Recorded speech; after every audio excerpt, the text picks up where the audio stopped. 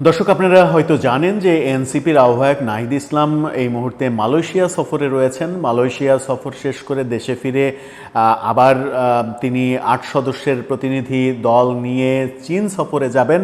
তার মানে হচ্ছে যে এনসিপি এখন আন্তর্জাতিক লবিং ঠিক করার ব্যাপারে খুব বেশি মনোযোগী হয়েছে, যদিও এখন পর্যন্ত তারা নির্বাচন কমিশনের নিবন্ধন হাতে পায়নি। অনিবন্ধিত একটা দল নিজেদের কার্যক্রম নিবন্ধন পাওয়ার আগেই কিভাবে গুছিয়ে নেওয়া যায় সেই ব্যাপারে এগিয়ে থাকাটা খুবই ভালো দৃষ্টান্ত। কিন্তু তারা যেভাবে কথা বলছে, যে সুরে কথা বলছে, যে টোনে কথা বলছে, কথার মধ্য দিয়ে কখনো কখনো তাদের কোনো কোনো নেতার যে অধ্যত্ব প্রকাশ পাচ্ছে সেগুলো নিয়ে বিতর্ক হচ্ছে, সমালোচনা হচ্ছে। কদিন আগেই নাসিরউদ্দিন পাটোয়ারি একেবারে খুবই বলিষ্ঠভাবে বলেছিলেন যে ফেব্রুয়ারিতে নির্বাচন হবে না।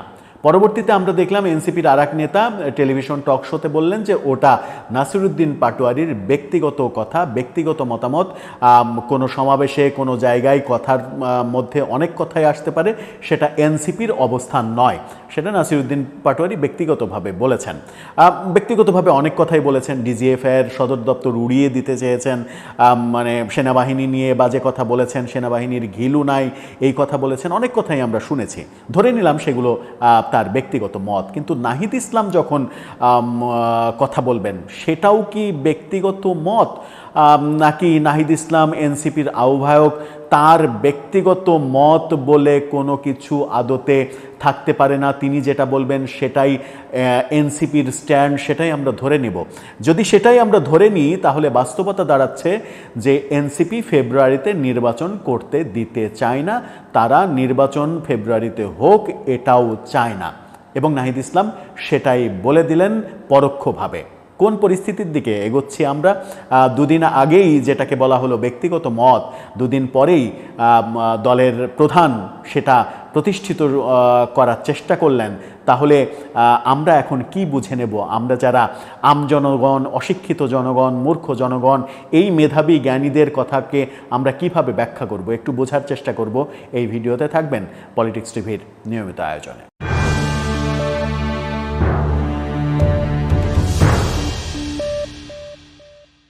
দর্শক, বলছিলাম নাহিদ ইসলামের কথা। নাহিদ ইসলাম মালয়েশিয়া সফর করছেন এবং মালয়েশিয়া সফরের একটা প্রোগ্রামেই তিনি যেটা বলেছেন সেটা হচ্ছে যে ফেব্রুয়ারিতে নির্বাচন হবে বলে আমার মনে হয় না। তিনি যখন মনে করছেন যে ফেব্রুয়ারিতে নির্বাচন হবে না, তখন আমাদের ভাবতে হবে যে নাহিদ ইসলাম কে? নাহিদ ইসলাম তিনি হচ্ছেন এনসিপির আহ্বায়ক। তো এনসিপির আহ্বায়কের মনে হওয়া মানেই এনসিপির মনে হচ্ছে। তার মানে ব্যাপারটা স্পষ্ট দাঁড়াচ্ছে সেটা হচ্ছে যে এনসিপি মনে করছে যে ফেব্রুয়ারিতে নির্বাচন হবে না। এনসিপির আর এক নেতা তো যেটা প্রথমেই বললাম যে বলেই দিয়েছেন ফেব্রুয়ারিতে নির্বাচন হতে দেয়া হবে না, ফেব্রুয়ারিতে কোনো নির্বাচন হবে না। এনসিপির সুরে সুর মিলিয়ে জামাতও একই কথা বলছে যে এটা না হলে নির্বাচন হবে না। ইসলামী আন্দোলনও ওই কথা বলছে। তাদের সমমনা দু একটা পার্টি, যেমন এবি পার্টি, তিনি তো ঘোষণাই দিয়েছেন যে তিনি এই রাষ্ট্রপতির অধীনে কোনো শপথ নেবেন না। সম্ভবত তাকে প্রধান উপদেষ্টার পদ পরবর্তী মানে তত্ত্বাবধায়ক সরকার গঠন করার মাধ্যমে প্রধান উপদেষ্টার পদ দিতে চেয়েছেন কেউ, তাই তিনি অগ্রিমভাবে বলে দিলেন যে রাষ্ট্রপতি শাহাবুদ্দিনের কাছে তিনি শপথ নেবেন না। এই যে রাজনৈতিক ব্যক্তিদের, রাজনীতিবিদদের অসংলগ্ন কথা, এই ব্যারিস্টার ফুয়াদ সাহেবের মুখ থেকেই তো আমরা শুনেছিলাম যে তিনি সেনানিবাস উড়িয়ে দেবেন। তবুও সেনাবাহিনী কোনো পদক্ষেপ নেয়নি। যখন নাসিরউদ্দিন পাটোয়ারিরা বলছে যে সেনাবাহিনীর মাথায় ঘিলু নাই, এদের মাথায় কোনো বুদ্ধি নাই, এরা স্টেট বোঝে না, রাষ্ট্র বোঝে না, তখন সেনাপ্রধান বলছেন ওরা ছেলে মানুষ, ওরা ছোট মানুষ, ওরা বাচ্চা মানুষ, বড় হলে ওরা বুঝতে পারবে যে তারা ভুল করেছিল। সেই জন্যই এই ভিডিও মানে এই বিষয় নিয়ে যেদিন আলোচনা করেছিলাম সেদিন বলেছিলাম যে আমি আর কত বড় হব নাদের আলী। তো মানে বড় হওয়ার বয়সের সীমাটা কত বয়স হলে একটা মানুষকে বড় হিসেবে কিংবা পূর্ণাঙ্গ মানুষ হিসেবে আখ্যা দেওয়া যায় সেটাও হয়তো সেনাপ্রধান কোনো একদিন ব্যাখ্যা করবেন। নাহিদ ইসলাম মালয়েশিয়ার অনুষ্ঠানে যেটা বলার চেষ্টা করলেন, গণমাধ্যম যেটা বলছে সেটা হচ্ছে জাতীয় নাগরিক পার্টির আহ্বায়ক নাহিদ ইসলাম বলেছেন ফেব্রুয়ারিতে নির্বাচন হবে বলে মনে হচ্ছে না। বলেছেন জুলাই সনদের আইনি ভিত্তির মাধ্যমে আমরা নির্বাচনে অংশগ্রহণ করতে চাই, তবে সেটা গণপরিষদ নির্বাচন। জাতীয় নির্বাচন না, জাতীয় নির্বাচন করতেই চান না তারা। গণপরিষদ নির্বাচন হবে, গণপরিষদ নির্বাচনের মাধ্যমে সংবিধান 72-এর সংবিধান ফেলে দেয়া হবে, নতুন সংবিধান এখন মানে এই জুলাই সনদ এখন আর নতুন সংবিধান এই শব্দ দুটো উচ্চারণ না করে অন্যভাবে অন্য শব্দ চয়নের মাধ্যমে তারা পুরনো এজেন্ডাকেই সামনে নিয়ে আসছে, সেটা হচ্ছে যে নতুন সংবিধান নেওয়া, নতুন সংবিধান প্রতিষ্ঠিত করা। সেই জন্যই তারা গণপরিষদ নির্বাচন চাইছে। এবং আমরা দেখছি যে একই সুরে কথা বলছে জামাত ইসলাম, একই সুরে কথা বলছে ইসলামী আন্দোলন, একই সুরে কথা বলছে এবি পার্টি, এরকম 4-5টা দল একই সুরে কথা বলছে। কিন্তু বিএনপি সহ সমমনা দল, বিএনপির সঙ্গে 12 দলীয় জোট, এলডিপি, নাগরিক ঐক্য সহ বেশ কিছু দল রয়েছে, অন্তত 20টা দল রয়েছে যারা কোনোভাবেই জুলাই সনদকে সংবিধানের ওপরে স্থান দেওয়ার ব্যাপারে একমত নন। তারা স্পষ্ট সরকারকে জানিয়ে দিয়েছেন। অথচ বিএনপি পন্থী যারা, তাদের এই চাওয়াটাকে বলা হচ্ছে যে মুষ্টিমেয় 1-2টা দলের চাওয়াতে সরকার সিদ্ধান্ত নিচ্ছে।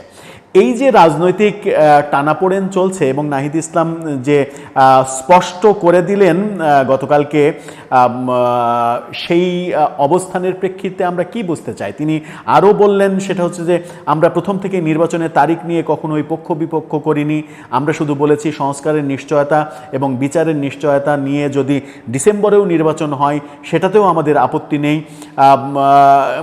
অর্থাৎ গণপরিষদ নির্বাচন হতে হবে, জুলাই সনদ আইনে রূপান্তরিত করতে হবে, সংবিধানে রূপান্তরিত করতে হবে এবং বিদ্যমান যে সংবিধান আছে তার ওপরে জুলাই সনদকে স্থান দিতে হবে। তাহলে কি সংঘাতের দিকেই যাচ্ছে রাজনীতি? আমরা গতকালকে দেখেছি যে আওয়ামী লীগের হঠাৎ করে গুলিস্তানে বেশ বড় শোডাউন, অন্তত 400-500 মানুষের একটা শোডাউন দেখেছি এবং শোডাউন শেষে তারা গুলিস্তানের রাস্তায়, বাইতুল মোকাররম স্টেডিয়ামের ওই রাস্তায় মিছিল করেছে। মিছিলের সময় কোনো পুলিশ দেখা না গেলেও পরবর্তীতে দেখেছি পুলিশ ধাওয়া টাওয়া দিয়ে কয়েকজনকে গ্রেপ্তারও করেছে এবং সেটা নিয়ে বেশ চাঞ্চল্যের সৃষ্টি হয়েছে যে আওয়ামী লীগ হঠাৎ করে বড় শোডাউনের মাধ্যমে কি বোঝাতে চাইছে। এই দৃশ্য যখন দেখলাম তখন আমরা দেখলাম যে পাকিস্তানের উপপ্রধানমন্ত্রীকে বাংলাদেশে নিয়ে এসে তাকে নিয়ে এক ধরনের বিয়েবাড়ির আয়োজন শুরু হয়েছে। মানে সব পক্ষ যেন পাকিস্তানি উপপ্রধানমন্ত্রীর সঙ্গে দেখা করতে পারলে, কথা বলতে পারলে, হাত মেলাতে পারলে, তাকে কিছু উপহার দিতে পারলে, তার কাছ থেকে কিছু উপহার নিতে পারলে জীবনটা ধন্য হয়ে যায়, এরকম ব্যাপার হয়েছে। এবং এরকম ব্যাপার হয়েছে বলেই পাকিস্তানি উপপ্রধানমন্ত্রী এই অধ্যত্বও প্রকাশ করেছে যে 71-এর ব্যাপারটা 2বার সমাধান হয়েছে, এটা নিয়ে আর মানে কথা বলার কিছু নাই। বাংলাদেশের মানুষের মন পরিষ্কার করতে হবে, হৃদয় পরিষ্কার করতে হবে, পরিষ্কার করে দুই ভাই গলাগলি ধরতে হবে, গলাগলি ধরে সামনে এগিয়ে যেতে হবে। বাংলাদেশের মাটিতে তারা মানে উনি এসে বাংলাদেশের মাটিতে বসে দাঁড়িয়ে এই অধ্যত্ব প্রকাশও করেছেন। কাদের আশকারায় কিংবা কাদের সহায়তায় কিংবা কাদের পৃষ্ঠপোষকতায় করেছেন সেগুলো নিয়ে আলোচনা না করি, সেগুলো আমরা সবাই জানি। অনেকে বলছেন যে আমেরিকা সরাসরি বাংলাদেশের সঙ্গে রাজনীতি না করে, কূটনৈতিক ব্যাপারে চাল না চেলে এখন পাকিস্তানকে দিয়ে কূটনীতির চাল চালছে, পাকিস্তানকে দিয়ে অনেক কিছু করানোর চেষ্টা করছে বাংলাদেশে।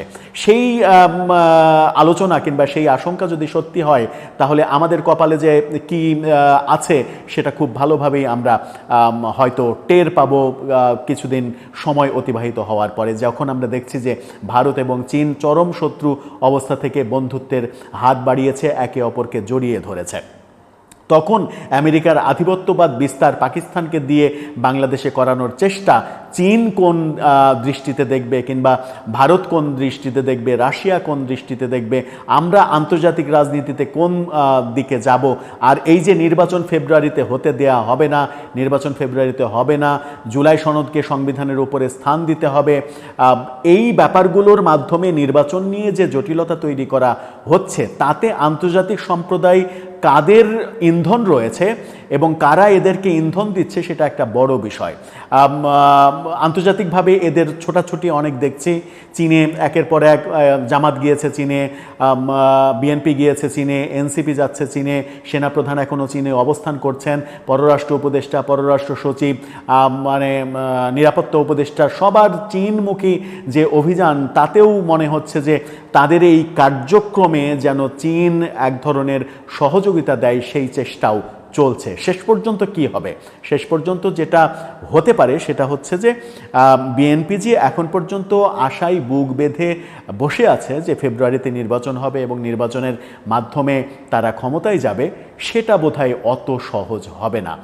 নির্বাচনকে কেন্দ্র করে একটা বড় জটিলতা খুবই দ্রুত চলে আসার সম্ভাবনা রয়েছে এবং সেই জটিলতা তৈরি হলে বিএনপি রাজনৈতিকভাবে সেটা মোকাবেলা কতটা করতে পারবে সেটাই এখন দেখার বিষয়। দর্শক, আপনার কি মনে হয় ফেব্রুয়ারিতে নির্বাচন হওয়ার মিনিমাম কোনো সম্ভাবনা কি রয়েছে?